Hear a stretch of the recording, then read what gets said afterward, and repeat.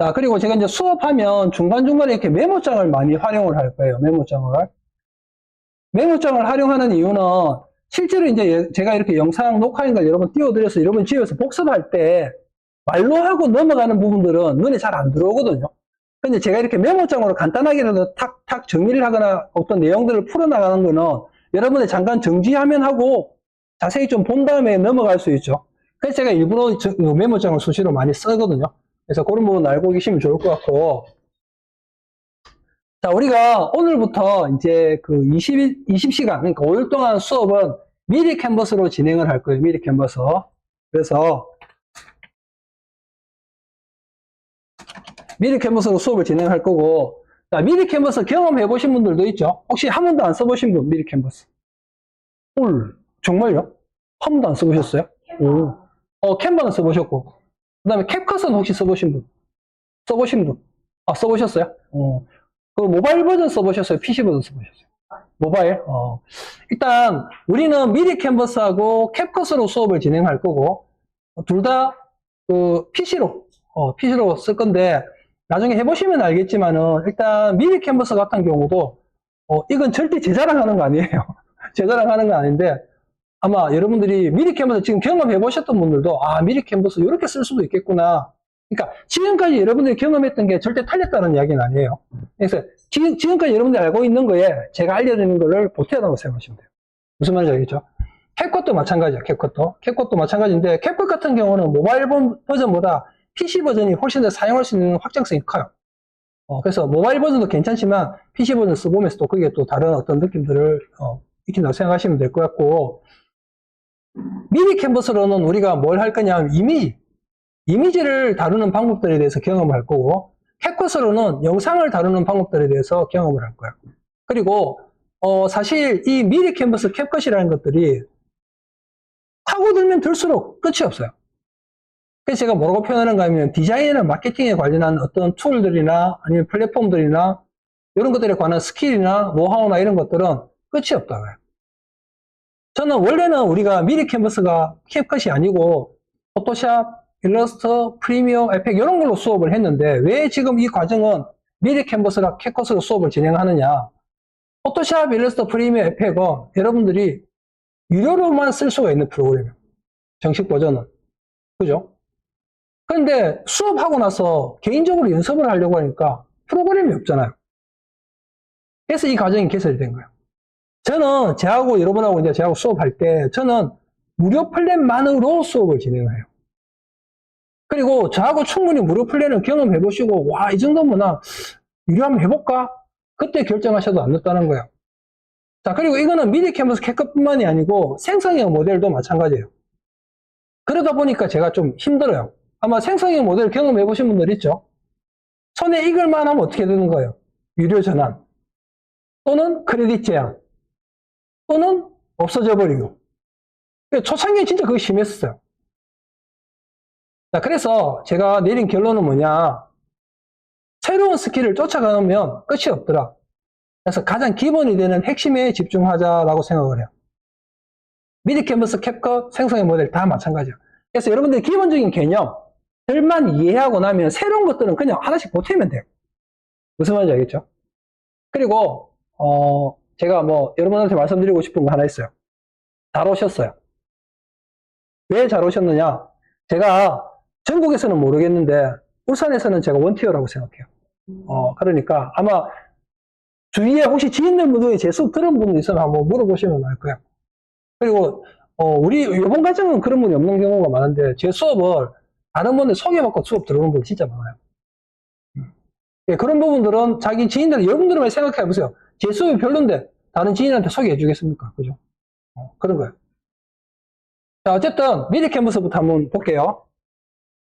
자, 플랫폼은 브라우저는 편하신 거 여시면 돼요.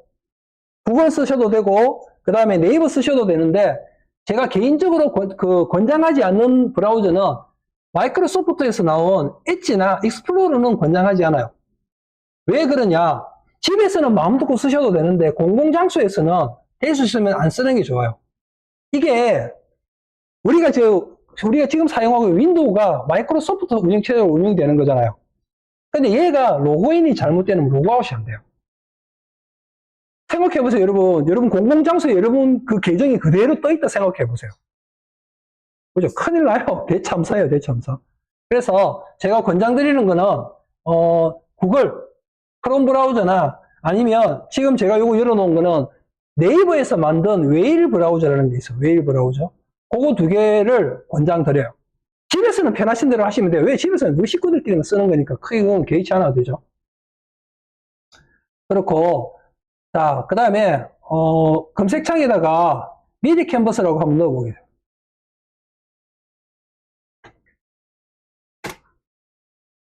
자, 그리고 참고로, 계정에 로그인을 한 상태에서 들어가는 걸 좋아요. 왜냐하면 미리 캔버스가 구글 계정이나 네이버 계정에 로그인된 상태에서는 그냥 가입이라든지 로그인도 그냥 쉽게 할 수가 있거든요. 그래서 계정을 미리 로그인을 해놓은 상태로 쓰시면 좋고, 자, 그 다음에 혹시 지금 구글 크롬 브라우저로 열려 있는 분들은 우측 상단에 보면 프로필 있죠? 그게 본인 건지 먼저 확인을 해 보셔야 돼요. 한참 하다가 보면 다른 사람 계정에서 하고 있는 경우가 진짜 많거든요. 예를 들면 무슨 말이냐. 자, 이게 구글 크롬 브라우저인데 여기 우측 상단에 보시면 프로필 있죠, 프로필. 이 프로필이 다른 사람 계정으로 로그인이 되어 있을 확률이 높아요. 그래서 혹시 만약에 다른 사람 계정으로 로그인이 되어 있으면 여기에다가 크롬 프로필 추가 눌러서 여러분 계정으로 로그인을 하셔요. 무슨 말인지 알겠죠? 그리고 갈 때는 로그아웃을 해야 되겠죠? 그죠? 자, 로그아웃 하는 방법 간단하게 하는 방법 알려드릴게요. 프로필 누르시고 여기 보시면 크롬 프로필 관리라는 거 있어요. 자, 이거는 지금 크롬 브라우저, 구글 브라우저 말하는 거예요. 누르면 이런 화면이 나오거든요. 이런 화면이 나오면 점 3개 있죠. 그리고 삭제해버리면 돼요. 그럼 그냥 거기서 빠져나와요. 뭐 로그아웃 하러 가고 필요 없이 그냥 이렇게 하시면 돼요. 되겠죠?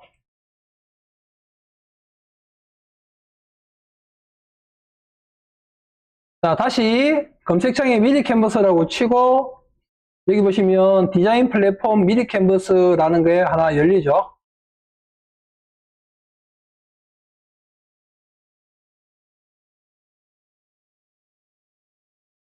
자, 그리고 우측 상단에 계정이 있으신 분들은 그냥 로그인 하시면 되고 계정이 없으신 분들은 회원가입 누르셔서 하시면 되는데 자, 보세요. 회원가입 눌러볼게요. 보이시나요? 네이버나 구글로 로그인이 되어 있으면 그냥 바로 이걸로 그냥 계정 가입하시면 돼요. 간단하게 하실 수 있거든요. 하실 수 있고 그 다음에 계정이 있으신 분은 그냥 여기서 로그인 해서 네이버나 구글 계정으로 로그인. 그러면 간단하게 로그인 하실 수 있어요.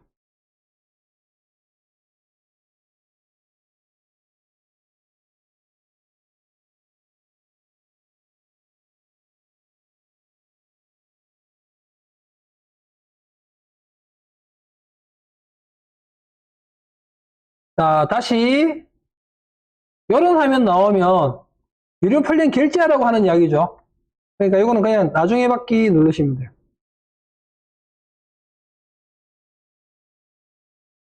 자, 그리고 저처럼 이런 화면으로 넘어가는 분도 있을 거고 또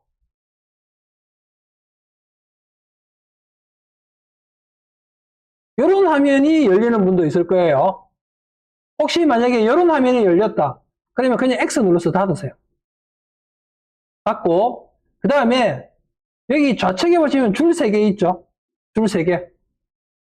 눌러서 안에 워크스페이스로 이동하기라는 친구 보이시나요? 요거 누르세요. 그러면 이런 화면이 들어가져요.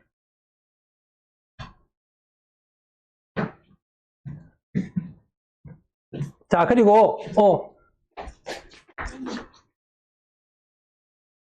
음.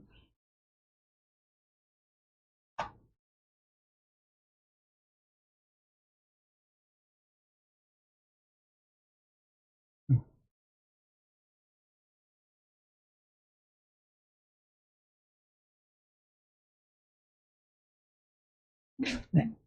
여기 있어.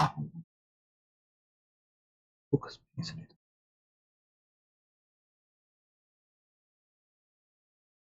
자, 그런데 지금 딱 들어갔는데 저처럼 이런 게 하나라도 떠 있는 사람이 있고 하나도 없는 사람이 있고 뭐 이 템플릿 막 이런 게 나와 있는 사람이 있죠.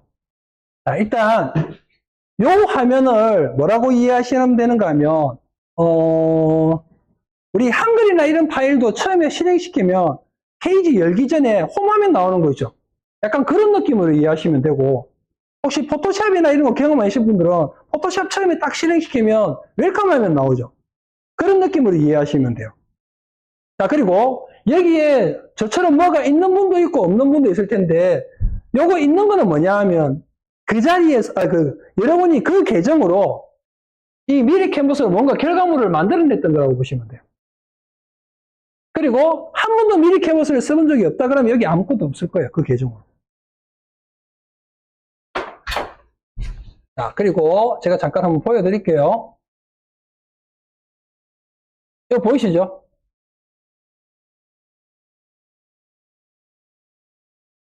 별거 다 있죠? 그죠?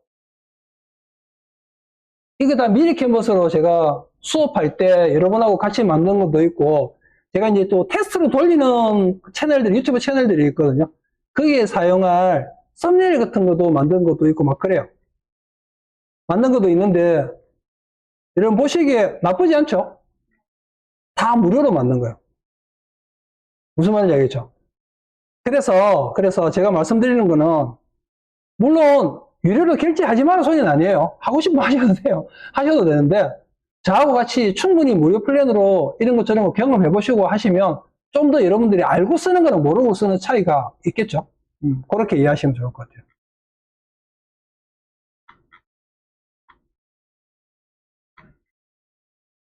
자, 어쨌든 여기 이제 우리가 홈 화면이다라고 생각하시면 되고, 내가 이 홈 화면으로 나오고 싶으면 아까 보셨던 것처럼 프로필이 있으면 프로필 통해서 나오셔도 되고, 이렇게 여기.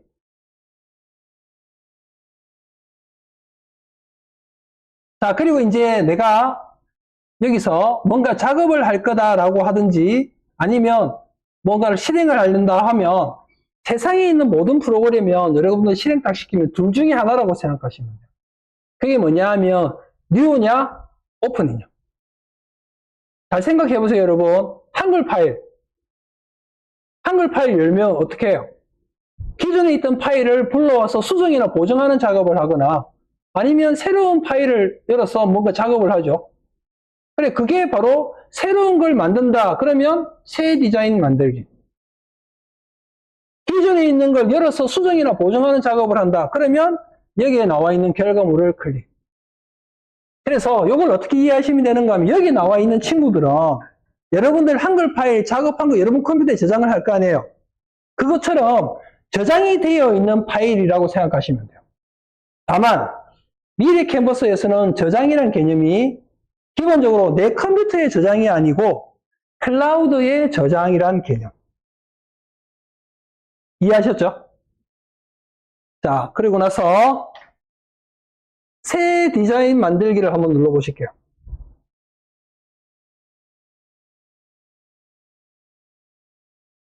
그러면 무엇을 만들어야 하나요? 해서 뭐가 쭉 나오죠. 자, 요거는 뭐냐면 미리 캔버스에서 사람들이 자주 사용하는 파일의 형식이나 사이즈를 지정해 놓은 공간이다라고 생각하시면 돼요. 우리는 과감하게 X.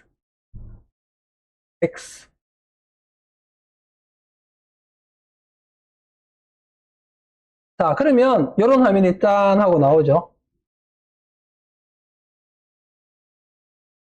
연우 씨 이거 미리 캔버스 써보셨나요? 그 다음에 선미 씨는 써보셨나요? 안 써보셨죠? 일부러 안 써본 분한테 물어보려고 저 여쭤봤어요. 첫인상이 어때요? 첫 느낌. 자, 일단 좀 만만해 보이는데 또는 뭐지? 자, 왜 제가 그걸 여쭤보냐 하면 기본적으로 우리가 어떤 새로운 플랫폼이나 프로그램을 실행시키면 거의 대부분의 사람들이 어떤 느낌이냐면 뭔가 이거 좀 주저주저하게 되죠. 왜 그럴까요? 왜?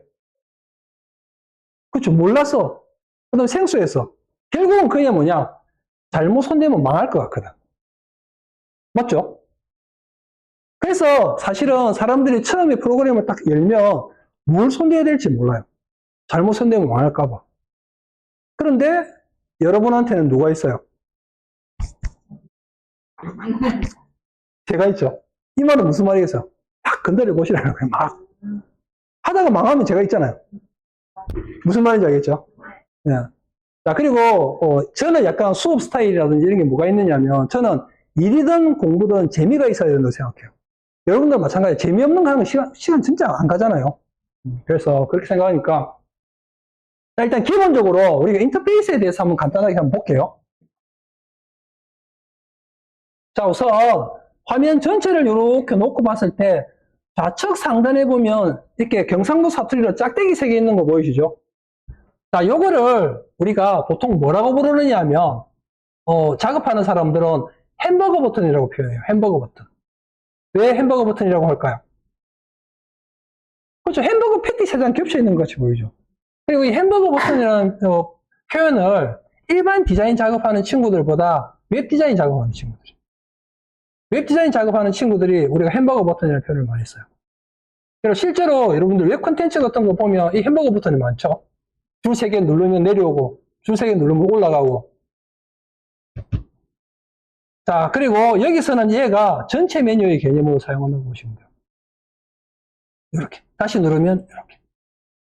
자, 요거는 뭘로 이해하시면 되는가 하면 여러분들 한글이나 엑셀 보면 메뉴에 파일하고 뭐 나오죠?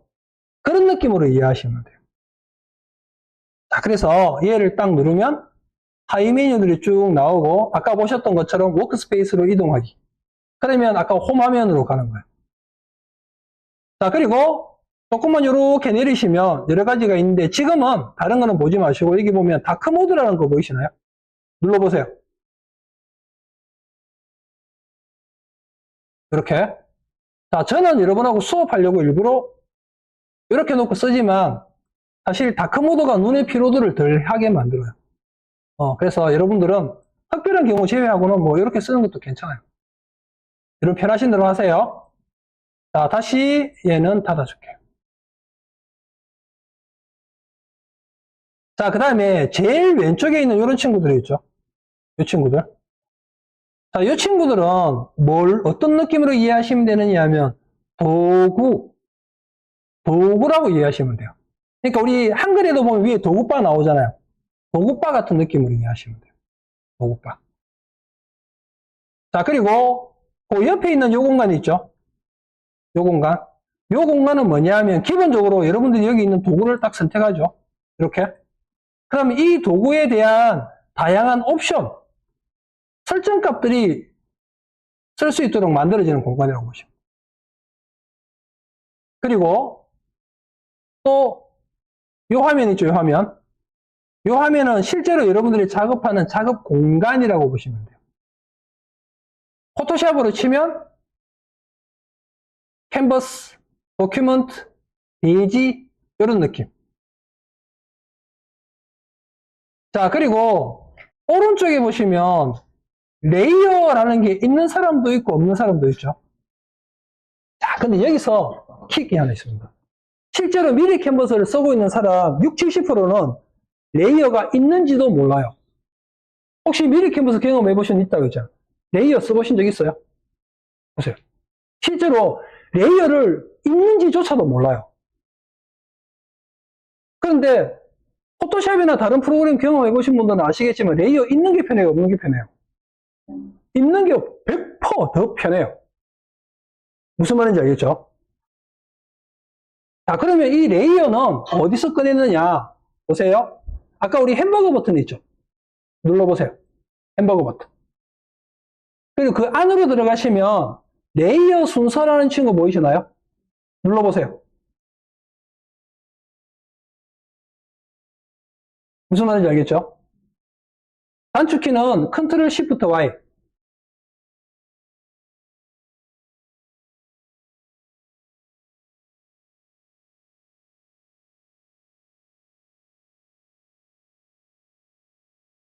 자, 그래서 일단 크게 하나, 둘, 셋, 네 개의 섹션으로 나누어져 있다라고 보시면 돼요.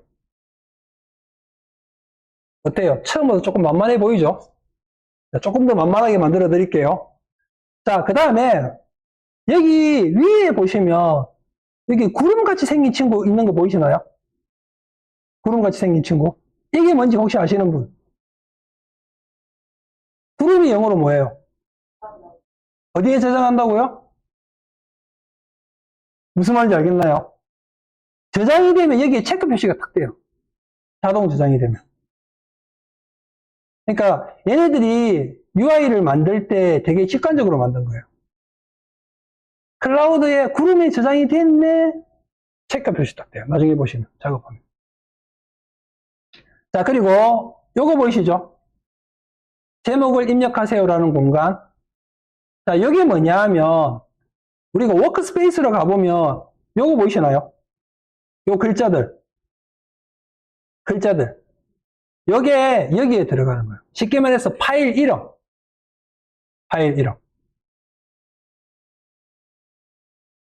자, 그리고 그 옆에 있는 친구 눌러보세요.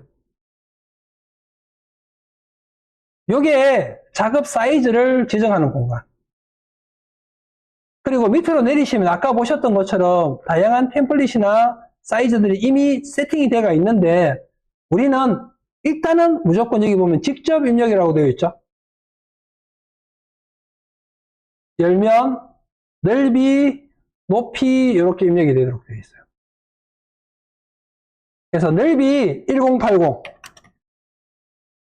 높이 1080. 자, 그리고 그 옆에 보시면 단위 있죠, 단위.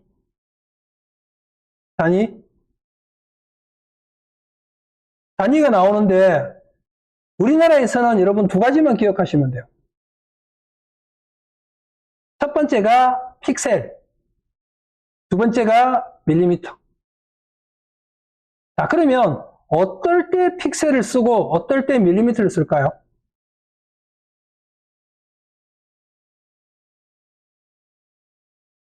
그리고 참고로 제가 여러분하고 수업하다 보면 여러분들이 질문을 이렇게 하거든요.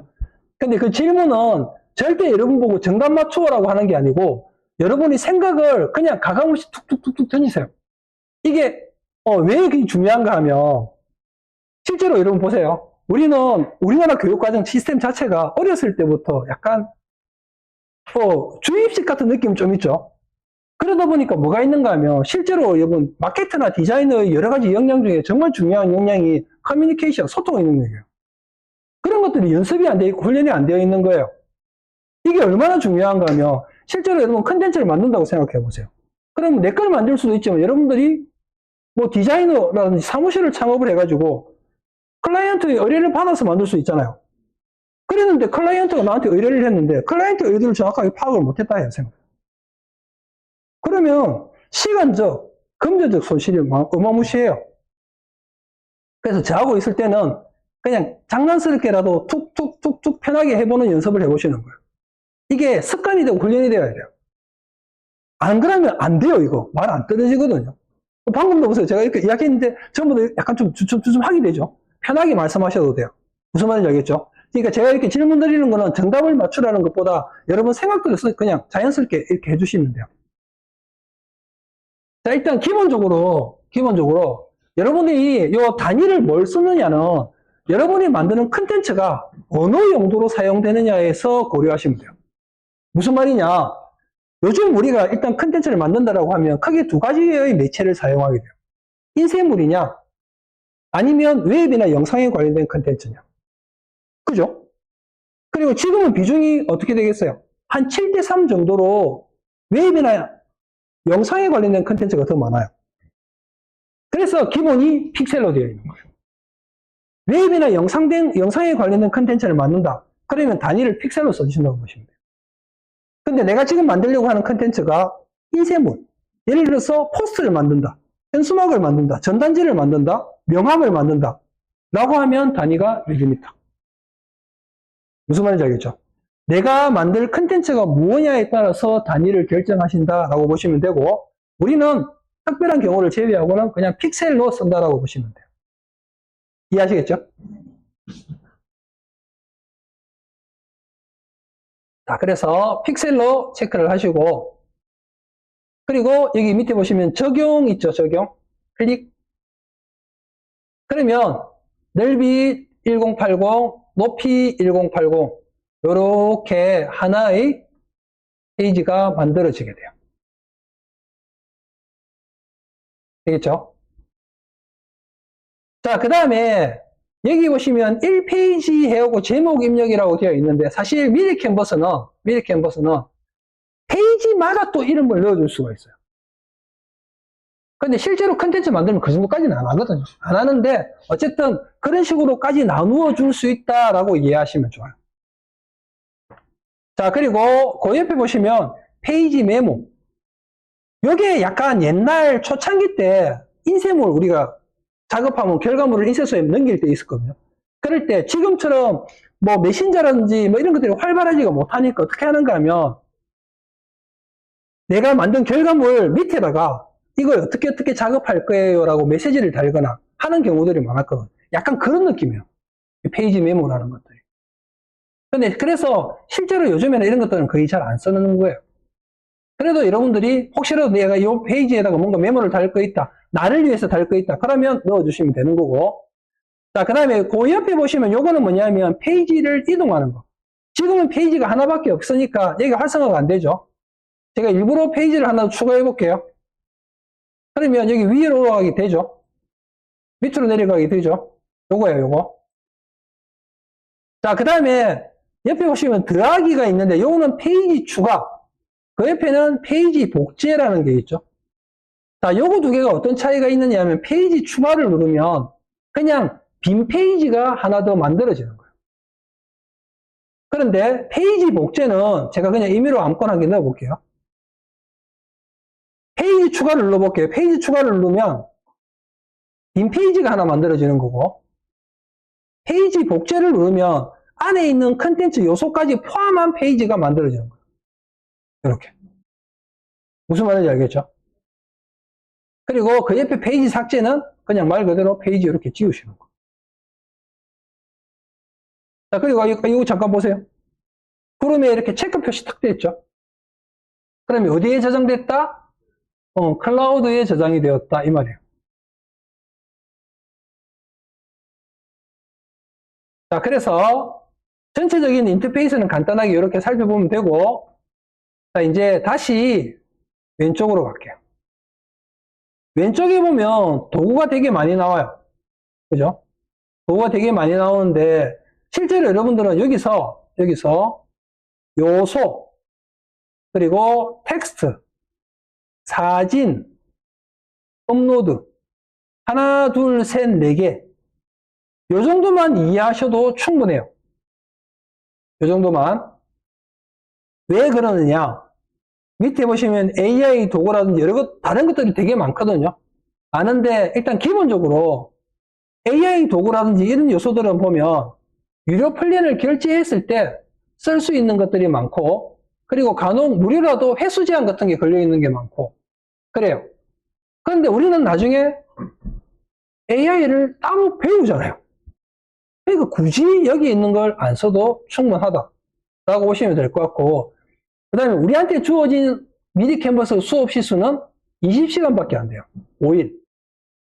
그런데 저는 어떻게 이야기하느냐 하면 이 20시간을 이것저것 배우는 게 아니고 정말 많이 쓰고 꼭 필요한 거를 배우는 데 집중. 나머지는 하나씩 보태시면 돼요. 무슨 말인지 알겠죠? 자, 그러면 제가 왜 하나, 둘, 셋, 네 개를 말씀을 드리느냐? 자, 요거는 이렇게 이해하시면 돼요. 우리가 시각 디자인의 관점에서 보면 화면을 이루고 있는 구성요소가 크게 5가지 정도가 있어요. 첫 번째가 뭐냐 하면 우리가 흔히 알고 있는 글자. 그리고 두 번째가 사진 이미지. 세 번째가 그래픽 요소. 예를 들면 뭐 문양 같은 것도 있을 수 있고 뭐 텍스트 뭐 라인 같은 것도 있을 수 있고 막 그런 거죠. 그리고 네 번째가 컬러, 색상. 그리고 5번째가 뭐냐 하면 바로 레이아웃, 구도. 실제로 요 5가지로 이루어져 있어요. 자, 이 말은 무슨 말이냐 하면, 또 이제 여러분들이 조금 이제 공부하기 시작하고 익히기 시작하면, 내가 컨텐츠를 만들 때, 창의적으로 뭔가 생각이 안 떠오를 때는 어떻게 해요? 검색을 해서 레퍼런스 하죠. 자, 여기서 레퍼런스라는 거는 참고하다, 참조라는 의미인데, 그럼 레퍼런스를 하게 되는데, 레퍼런스로만 끝내는 게 아니고, 레퍼런스를 하기 위해서 갖고 왔으면 뭔가 분석을 해야 될 거 아니에요. 그 분석할 때 바로 포인트 5가지가 제가 방금 말씀드렸던 거. 우리가 흔히 말하는 레퍼런스 포인트를 요 5가지로 보시면 돼요. 예를 들어서 내가 포스트 만들려고 해요.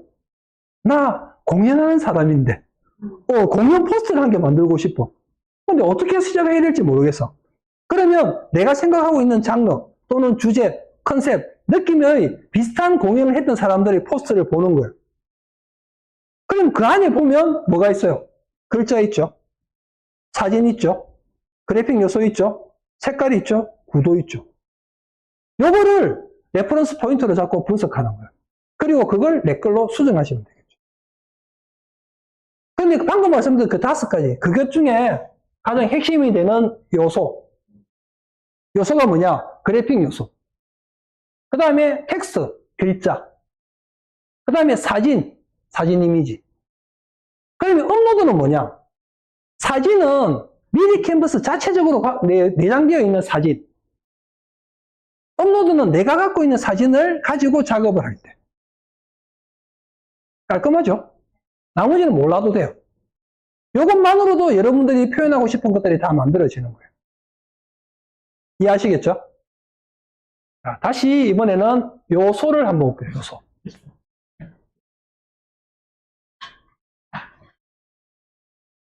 사실 제가 농담 한번 할게요. 미리 캔버스 이렇게까지 뜯어놓고 해본 적 있나요? 잘 없죠. 자, 이게 어떤 차이가 있느냐? 돈 주고 배우느냐? 혼자 하느냐? 농담이에요, 여러분. 아시죠? 보통은 미리 캔버스를 쓰고 있는 분, 제한테 수업을 많이 들어왔을 거 아니에요. 그리고 아까 말씀드렸던 것처럼 실제로 요즘에 수업 들어오시는 분들이 한 60, 70%는 플랫폼이나 툴들을 경험하고 오는 경우가 많아요. 그런데 거의 대부분이 지금 여러분이 현재 느끼고 있는 그 정도의 느낌으로 사용을 해본 분들이 거의 대부분이에요. 그러니까 저를 만남으로 인해 가지고 조금 더 여러분들이 성장하실 수 있어요. 그건 제가 장담해요. 기존에 여러분 거를 버리지 말고 여러분 거에다가 제가 알려드리는 것들을 보태세요.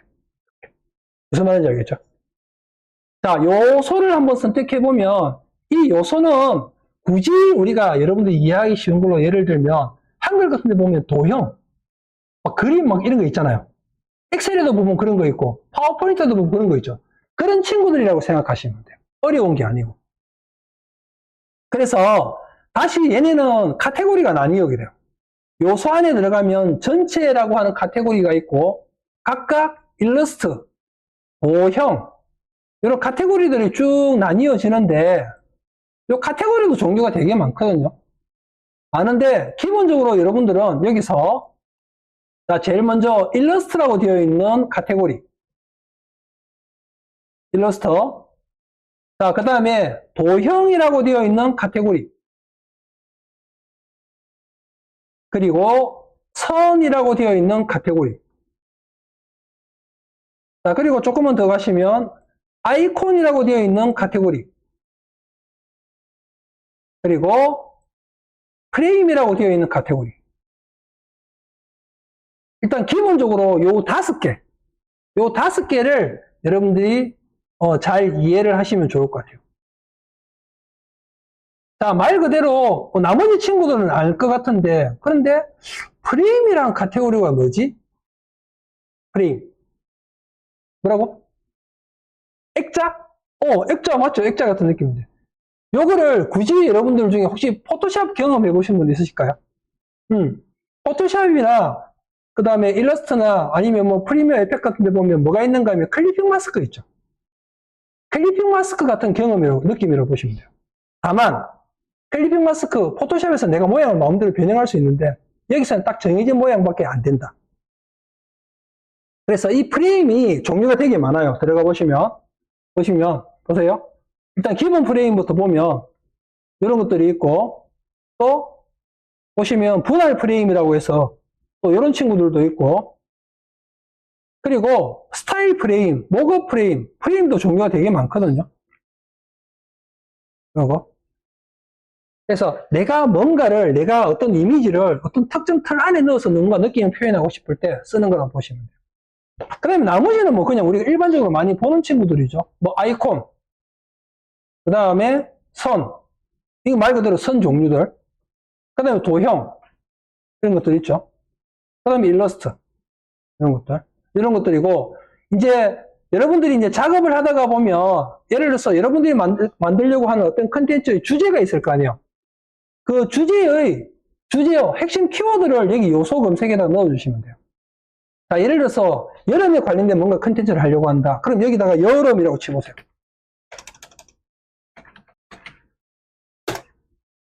그러면 여름과 관련되어 있는 그래픽 요소들이 쭉 나오는 거예요. 무슨 말인지 알겠죠? 엄청 많죠? 자, 근데 여기 보시면 중간에 이런 친구들이 있죠. 자, 이거는 뭐다? 돈 내라. 그죠? 그런데 보시면 유료 아닌 것들도 충분히 쓸 수 있어요.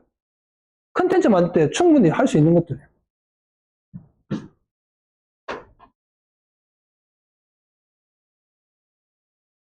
자, 그리고 다시 여기서 아무거나 하나를 눌러볼게요.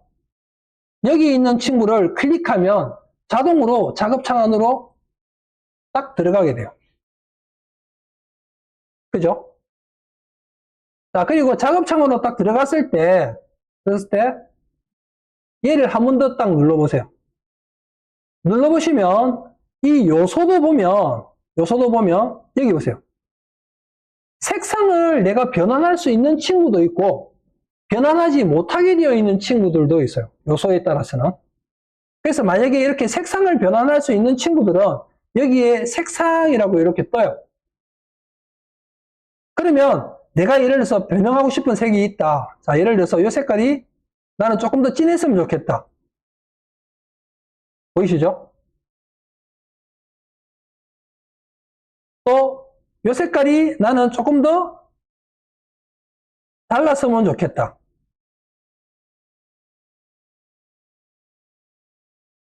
또 나는 흰색이 약간 이런 느낌이었으면 좋겠다. 이런 식으로. 그래서 요소에 따라서는 색상을 내가 임의로 변형할 수 있게끔 되어 있는 친구도 있고 아예 색상 변형이 안 되는 친구들도 있어요. 그래서 그런 부분들도 고려하셔서 작업하시면 좋아요. 컨트롤 Z. 대한민국 사람들이 다 아는, 그죠? 그리고 대한민국 사람들이 다 아는 복사 붙여넣기, 컨트롤 C, 컨트롤 V. 그런데 좀 있어 보이는 사람들은 어떻게 하겠어요? 키보드에 Alt 누르고, 당겨보세요. 4. 되죠? 자, 그 다음에, 이제 작업을 하다가 보면 우리가 필요에 의해서 화면을 확대 또는 축소를 해야 될 경우들이 있죠. 그러면 기본적으로 여기 밑에 보시면 더하기하고 빼기 보이시나요? 더하기 누르면 확대, 빼기 누르면 축소. 보이시죠?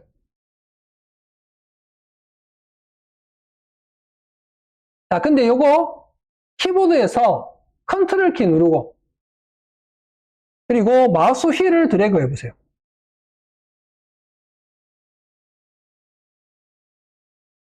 되죠? 자, 그 다음에 이 친구 보세요. 이렇게 확대가 되어 있는 상태에서 아래쪽에 보시면 손바닥 그림, 손그림 있죠? 손그림을 선택하고 움직이면 화면 이동. 화면 이동. 그런데 얘가 화면이 축소가 되어 있는 상태에서는 손바닥이 있어 없어요? 자, 이 말은 무슨 말이냐? 얘는 화면 이동이 일어나려고 하면 내가 작업하는 작업창이 화면보다 약간이라도 커야 돼요. 자, 그리고 다시 한 번 더 확대를 해볼게요. 자, 그런데 손바닥 말고, 여기 손 말고, 키보드에서 스페이스바 있죠? 스페이스바. 스페이스바를 누르고 움직이면 화면 이동.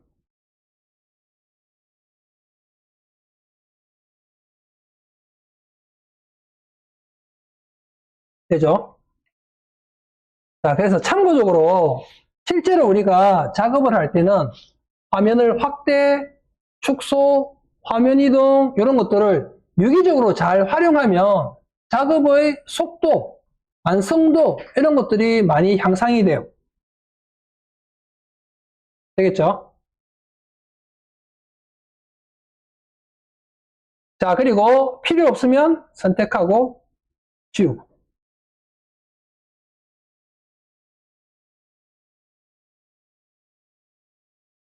됐죠? 자, 여기까지 하고 좀만 쉬어갈게요. 화장실 갔다 오실 분 갔다 오세요.